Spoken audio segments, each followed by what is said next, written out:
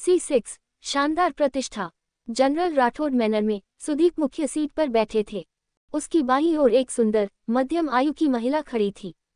उनके दाईं ओर एक अधेड़ उम्र का आदमी बैठा था जो सुदीप से कुछ मिलता जुलता था। वह लकड़ी की व्हीलचेयर पर बैठा था और उसके पैरों पर लोमड़ी की खाल से बना एक कंबल लपेटा हुआ था। बड़े भाई, भाभी, मैंने सुना है कि राजकुमारी अंजलि राजधानी में प्रवेश कर चुका है। क्या आपने देव की शादी शर्मा कबीले में करवाने का फैसला किया है? मध्यम आयु वर्ग के व्यक्ति ने पूछा। छोटे चाचा, मैं जानती हूँ कि आप अपने बड़े भाई के फैसले से सहमत नहीं हैं। मुझे भी देव के लिए बहुत बुरा लग रहा है। हालांकि हमारे पास कोई विकल्प नहीं है। सुंदर मध्यम आयु वर्ग की महिला ने हार मानते हुए कहा। हमारे महान ज़िया के पास ग्रीन पाइन देश की 100,000 पुरुषों वाली मजबूत वुल्फ आर्मी का मुकाबला करने के साधन नहीं हैं। हम 5 साल पहले की उस लड़ाई के बाद से ही कमज़ोर पड़ गए हैं, जबकि ग्रीन पाइन देश मजबूत होता जा रहा है। अगर वुल्फ मार्शल शर्मा अपनी सेना के साथ हम पर हमला करता है, तो ये संदेहास्पद है कि क्या हम 1 साल भी टिक पाएंगे। हम 1 साल भी नहीं टिक पाएंगे। हाँ, अधेड़ उम्र के आदमी ने अपना सिर हिलाया। तभी राधिका ने कमरे में प्रवेश किया और दबी हुई आवाज में बोला, पिताजी, माँ, दूसरे चाचा, बड़े भाई कल बाहर गए थे और अभी तक वापस नहीं आए हैं। क्या वे चले गए होंगे? ऐसा नहीं है कि आप अपने बड़े भाई के गुस्से को नहीं जानते। अगर वुल्फ मार्शल शर्मा आता है तो वो सीधे उससे भिड़ जाएगा, इसलिए उसे उसकी बेटी से डरने की कोई जरूरत नहीं है, अधेड़ उम्र के आदमी ने कहा। देव ने शायद कुछ मुद्दों को सुलझाने के लिए ग्रेट ज़िया को अस्थायी रूप से छोड़ दिया है। वास्तव में सदीक और उनकी पत्नी ने सहमति में सिर हिलाया। वे भी अपने बेटे को अच्छी तरह जानते थे। कभी कभी वे चाहते थे कि देव ऐसी जगह भाग जाए जहां कोई उसे न पा सके। जहां तक इसके परिणामों की बात है, वे इसके बारे में ज्यादा नहीं सोचना चाहते थे। दुर्भाग्य से देव अपनी जिम्मेदारियों से बचने वाला व्यक्ति नहीं था। बूढ़े मालिक, शाही दरबार से कोई यहाँ आया है। एक नौकर कमरे में दौड़कर आया और सूचना दी। शाही दरबार का एक दल जनरल मैनर के बाहर इंतजार कर रहा था। समूह का नेतृत्व रेशमी कपड़े पहने एक हिजड़ा कर रहा था। वह अपने हाथों में एक पीले रंग का शाही फरमान पकड़े हुए सीधा खड़ा था। सदीक जागीर से बाहर भागा। हिजड़े को देखते ही उसने तुरंत अपनी मुट्ठी बांध ली और कहा, आधिकारिक सदीप राठौड़ शाही आदेश लेने के लिए यहाँ आए हैं। नपुंसक ने धीरे से राठौड़ कबीले के लोगों को एक एक करके देखा और फिर भौहें सिकोड़ ली। युवा मास्टर देव कहाँ है? यह शाही आदेश उसके लिए है। उसे इसे न लेने की हिम्मत कैसे हुई? सुदीप के चेहरे पर तनाव आ गया। उसने मुस्कुराते हुए कहा, हिजड़े, तुम देव अभी जागीर में नहीं है। मुझे उसकी ओर से शाही आदेश प्राप्त करने की अनुमति दें। नपुंसक, आप उसके आसपास बहुत आज्ञाकारी और सावधान रहते थे, लेकिन पिछले 5 सालों में 3 लोगों के पहाड़ में देव की विफलता के कारण सम्राट ने राठौड़ कबीले और महारानी को ठंडा कंधा दिया। उसके कारण अब एक नपुंसक भी उसे डांटने की हिम्मत करता है। ये पहली बार नहीं था जब उन्हें इस तरह का अपमान सहना पड़ा था, लेकिन उन्होंने चुपचाप इसे सहन कर लिया। क्या यह मजाक है? आप अपने बेटे की ओर से महामहिम के शाही आदेश को कैसे स्वीकार कर सकते हैं? ये शिष्टाचार का उल्लंघन है। मैं अभी युवा मास्टर देव से मिलने की मांग करता हूँ, नपुंसकी ने ऊंची आवाज में व्यंग्य किया। राठौड़ कबीले के लोगों का चेहरा भयानक हो गया। अधिक से अधिक राहगीर उस क्षेत्र में इकट्ठा हो रहे थे, उन पर उंगली उठा रहे थे और उनकी आलोचना कर रहे थे। ग्रीन पाइन देश का स्वर्गीय शर्मा शाही महल में आ गया है। जनरल सुदीप, कोई चाल मत खेलो और अपने बेटे को अभी बुलाओ, हिजड़ा ने व्यंग्य किया।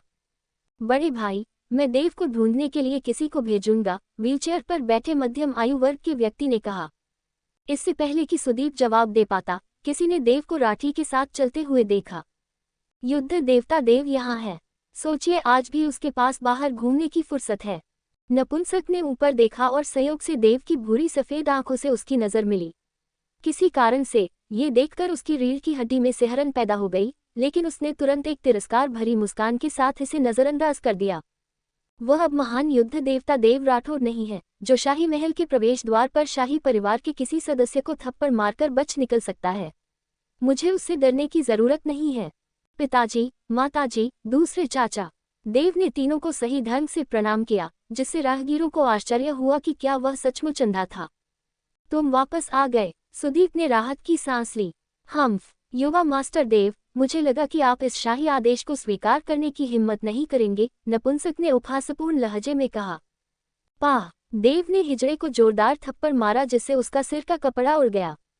चारों ओर इतना सन्नाटा छा गया कि पिन गिरने की आवाज भी सुनाई देने लगी। शाही पहरेदारों ने अपने हथियार संभाल लिए, लेकिन देव की भूरी सफेद आंखें देखकर उनके शरीर स्तब्ध हो गए। इस समय उन्हें अचानक अदम्य युद्ध देवता देव के बारे में याद आया।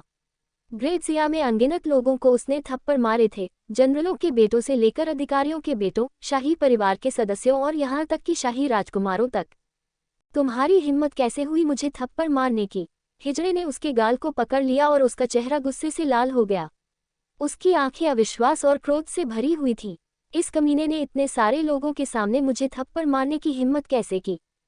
मुझे शाही आदेश मिल गया है, अब तुम भाग सकते हो। देव ने शाही आदेश लिया और फिर नपुंसक को मक्खी की तरह दूर भगा दिया। यह विद्रोह है। हिजड़ा क्रोधित हो गया। वह अपने अधीनस्थों की ओर मुड़ा और ऊंची आवाज में चिल्लाया, उसे नीचे ले जाओ, उसे गिरफ्तार करो। हिजड़े की गुस्से भरी दहाड़े गूंजती रही, लेकिन एक भी व्यक्ति ने कोई हरकत नहीं की। उसके अधीनस्थ एक दूसरे की ओर देखते रहे, हिलने की हिम्मत नहीं जुटा पाए। राठी ने व्यंग्यात्मक मुस्कान के साथ नपुंसक की ओर देखा। हाँ, ऐसे बहुत से लोग हैं जिन्होंने युवा मास्टर की पीठ पीछे उनका अपमान किया है, लेकिन किसी ने भी उन पर हमला करने की हिम्मत नहीं की।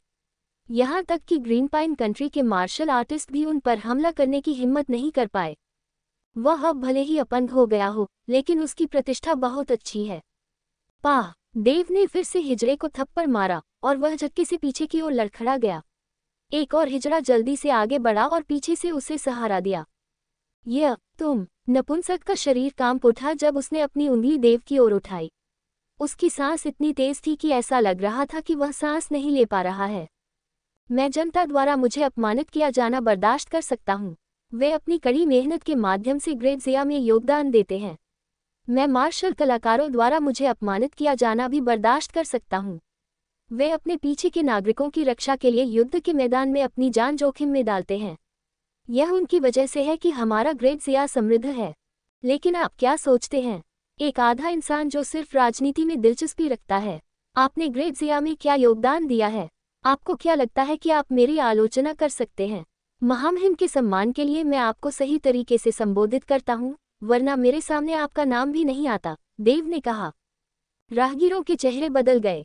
खोजे को उन शब्दों से इतना गुस्सा आया कि उसके होठों के कोनों से खून बहने लगा। दूसरे खोजे को पता था कि उनके लिए यहाँ रुकना ठीक नहीं होगा, इसलिए उसने खोजे को यहाँ से घसीट कर ले गया। सैन्य देवता देव, आप भले ही 5 साल पहले हार गए होते और आपका किसागर नष्ट हो गया होता, लेकिन जब तक आप जीवित हैं, आप हमारे लिए 1 लाख मार्शल कलाकारों के समान ही अच्छे हैं। भीड़ के बीच एक मार्शल कलाकार ने दहाड़ते हुए कहा। देव ने कोई जवाब नहीं दिया।